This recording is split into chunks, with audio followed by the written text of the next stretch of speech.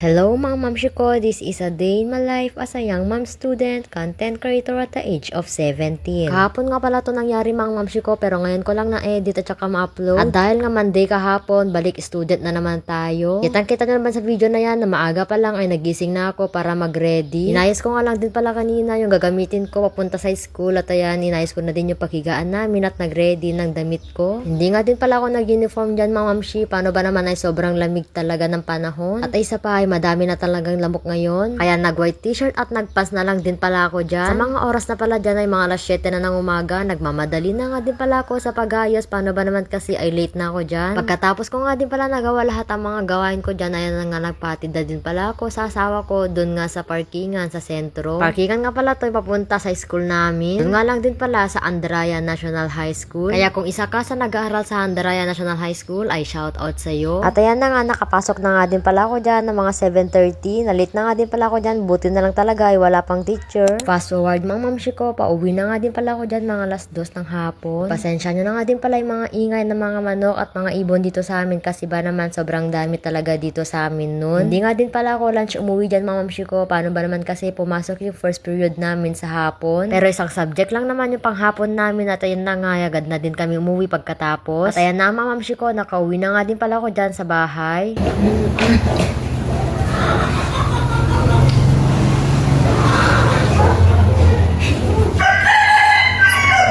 Nagtupi nga lang din pala ako dyan ng mga damit na nilaban ko nung linggo. At naglinis na nga din pala ako dyan mga machine. Hindi ko nga din pala na-videohan. Paano ba naman kasi ay nalobat yung cellphone ko. Kaya nga habang nagcha-charge yung cellphone ko dun at ayun na nga naglinis-linis na din pala ako dyan sa kwarto hanggang sa labas. At ito lang talaga yung na-video ko na last part mga mamshi ko. Paano ba naman kasi ay hinintay ko talaga na magkaroon ng konting percent. Pero pagkatapos nga pala ng konting percent na yun, ayun na nga nakapaglinis na din ako dyan. Kaya hindi ko na-videoan. At hanggang dito na nga lang din muna yung vlog ko mga mamshi ko. Abangan nyo ulit yung susunod na magiging vlog ko, mamshi ko. Goodbye!